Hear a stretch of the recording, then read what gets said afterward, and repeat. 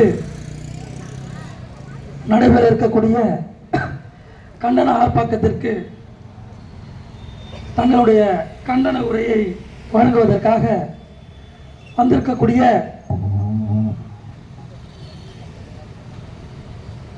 CPI ML விடுதலையுடைய மாவட்ட செயலாளர் தோழர் என் குணசேகரன் அவர்களையும் ஐக்கிய முஸ்லிம் முன்னேற்ற கழகத்தினுடைய மாநில துணைத் தலைவர் தோழர் OMA முசாஹிதீன் அவர்களையும் திராவிடர் கழகத்தினுடைய மாவட்ட தலைவர் தோழர் கடவாசல் குணசேகரன் அவர்களையும் அனைத்து இந்திய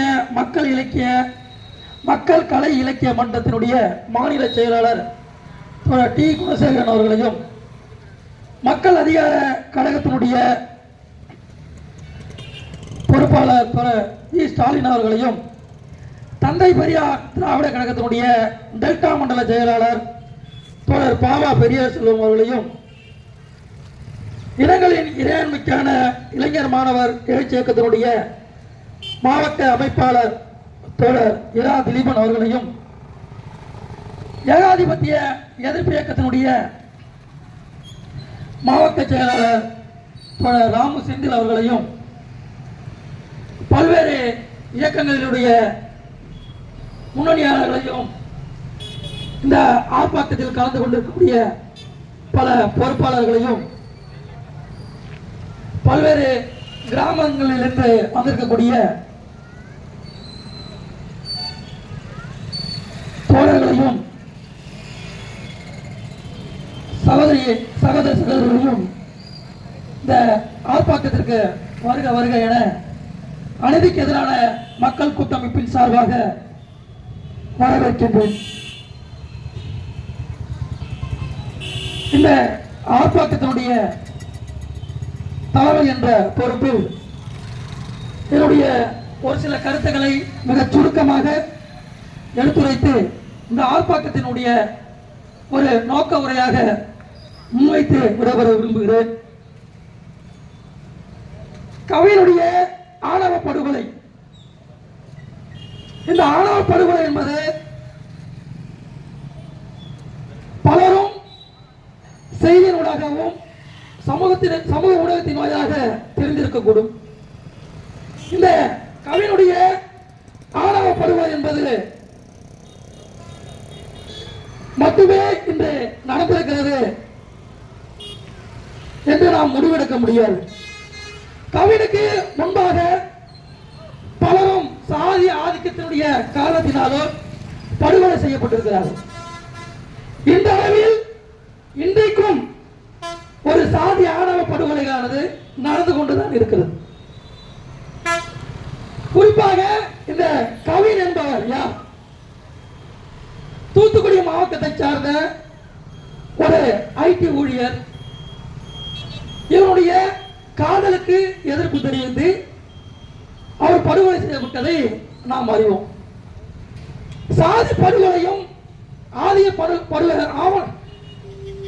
ஆவண படுகொலையும் பல்வேறு விதங்கள்ல நடந்துகிட்டே இருக்கு.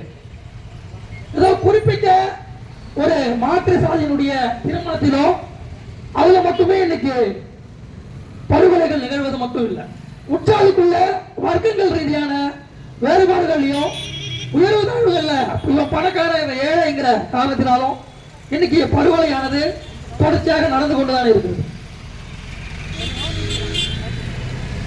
அந்த வகையில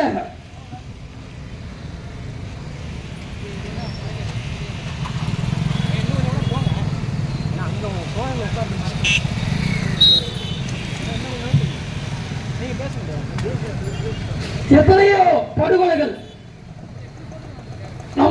நம்மை உளித்த அளவிற்கு தர்மபுரியில் நடந்த இளவரசனுடைய படுகொலை, கோகுராஜினுடைய படுகொலை, இப்படி பல ஆணவ படுகொலைகள் நடந்து கொண்டுதான் இருக்கிறது.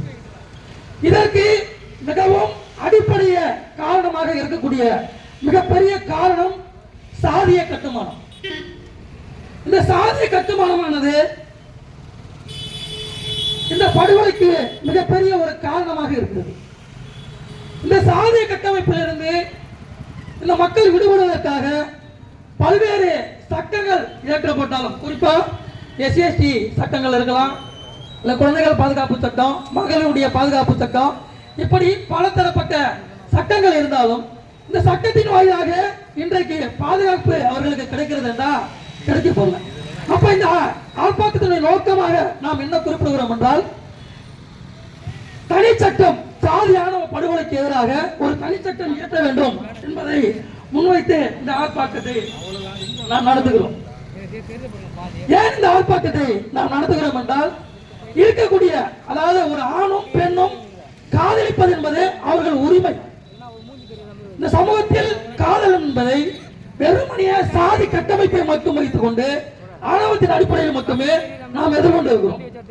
ஒரு தாழ்த்தப்பட்ட ஜாதியினுடைய ஒரு ஆண் ஒரு மேல்சாதி பெண்ணை திருமணம் செய்து அவர் அதன் அடிப்படையில் சாதியை காரணம் காட்டி அவர் படுகொலை செய்யப்பட்டா அந்த ஆணுக்கான வழக்கானது SC/ST வன்கொடுமையின் மூலமாக பதிவு செய்யப்படுகிறது. இது இன்னைக்கு வரைக்கும் இருக்கிற நடைமுறை சட்டம்.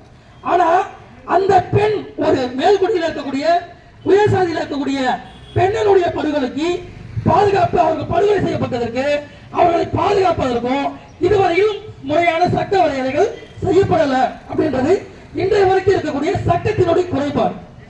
சரிங்க, இந்த சாதி ஆணவ படுகொலை எல்லாம் நடந்துகிட்டு தான் இருக்கு. சாதி அப்படிங்கிற கட்டுமானம் எப்படி இருக்கு அப்படின்றத நம்ம பத்து உணரணும்னா, சாதி முதல்ல அடிப்படை கட்டுமானத்துல யாருக்கு மிகப்பெரிய பயன் தரக்கூடியதா இருக்கு அப்படின்னாக்க, வாக்கு அரசியலை பயன்படுத்தக்கூடிய வாக்கு அரசியலை மட்டுமே மையமாக கொண்டு அதிகாரத்தை பெறக்கூடிய, ஆட்சி அதிகாரத்தை விரும்பக்கூடிய கட்சிகளுக்கு சாதி என்பது ஒரு அடிப்படை தேவையாக இருக்கிறது. ஏன் சாதி ஒரு அடிப்படையாக தேவை இருக்கிறது என்றால், சாதிய கட்டமைப்புகள் தான் அவர்கள் இருக்கக்கூடிய அடையாளத்தை பிரதிபலித்து வாக்குகளாக கொத்து கொத்தா என் பின்னாடி இந்த சாதி இருக்கு.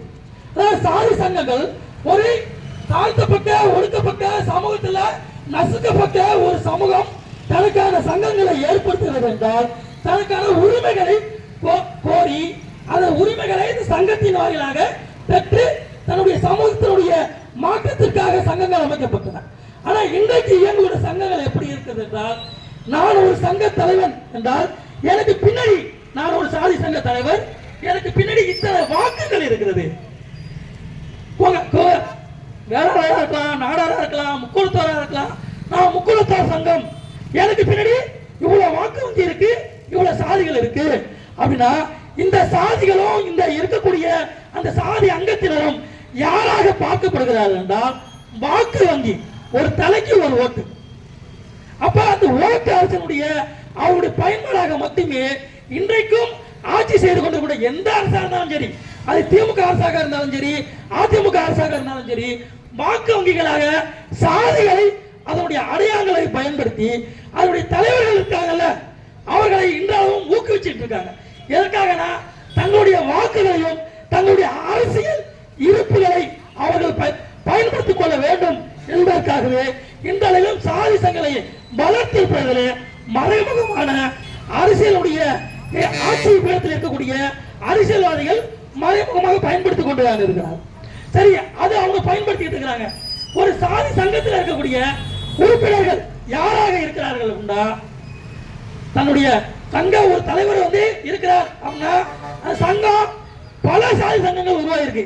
சங்கம் என்னவா இருக்கணும் அப்படின்னு பாத்தீங்கன்னா, அந்த மக்களை மேம்படுத்தக்கூடிய சங்கமாக தான் இருக்கணும். கல்வியாலேயோ கல்வி வளர்ச்சினாலேயோ சமூகத்தினாலோ பொருளாதார தன்மையில வளர்ச்சி அடையக்கூடிய சங்கங்களாக இருக்கணும். மாறாக இன்றைக்கு குறிப்பாக தென் தமிழகத்திலே தென் மாவட்டங்களிலே இருக்கக்கூடிய சங்கங்கள் எப்படி இருக்கிறது என்றால், அரசியல் பக்கத்திலே ஒரு பினாமியர்களாக இயங்கி கொண்டு இங்க இருக்கக்கூடிய மாணவர்களை இளைஞர்களையும் அரசியல் ரீதியாக ஒரு உஷ்ணப்படுத்தி நம்ம சாதி பெரிய கெத்தி, நம்ம ஆண்ட பரம்பரை வேண்ட பரம்பரை நாமெல்லாம் வந்து அது செஞ்சோம் இது செஞ்சோம்னா இருக்கக்கூடிய அடிமை ஜாதின்னு ஒதுக்கப்பட்டவர்களை தவிர்த்து, உயர்ந்த ஜாதின்னு சொன்ன பிராமணர்களை தவிர்த்து பாக்கி இருக்கக்கூடிய எல்லா ஜாதியுமே ஆண்ட ஜாதிகள்னா, அப்ப எவன் தான் விவசாயம் பண்ணுது, எவன் தான் மற்ற தொழில்களை செஞ்சது, எவன் தான் மற்ற வேலைகளை செஞ்சதே தெரியல. அப்ப ஒவ்வொருத்தவனும் ஆண்ட சாதிகள் என்று பெருமைகளை பெற்றுக் கொண்டு அங்க இருக்கக்கூடிய இளைஞர்களை உற்பத்தி தன்னுடைய பெண்களை மையப்படுத்தி, பெண்களை எப்படி மையப்படுத்துறாங்க சாதியிலனா, ஒரு பெண்ணை வந்து எதுல முன்னிறுத்துறானா அவர் ஒரு சாதியினுடைய அடையாளமாக முன்னிறுத்தலாம், ஒரு குடும்பத்தினுடைய அடையாளமாக நின்றுட்டு நம்ம பெண் அங்க போயிட்டானா நம்ம சாதி போயிடுச்சு, நம்ம கௌரவம் போயிடுச்சு, இப்படியாக பத்தி பேசி இதற்கான படுகொலைகளை தூண்டி அவர்களை மாணவர்களையும் இளைஞர்களையும் சமூகத்தின் பால் ஒரு புறக்கணிக்க ஒரு வெறிகொண்ட ஒரு மிருகம் போல இந்த சாதி சங்கங்கள் இன்றைக்கு செயல்பட்டு கொண்டிருக்கிறது. இந்த சாதி சங்கங்களை எல்லாம் தடை செய்யணும்னு இந்த ஆர்ப்பாட்டத்தில் கோரிதான் நாங்க இந்த ஆர்ப்பாட்டத்தை நடத்திட்டு இருக்கோம்.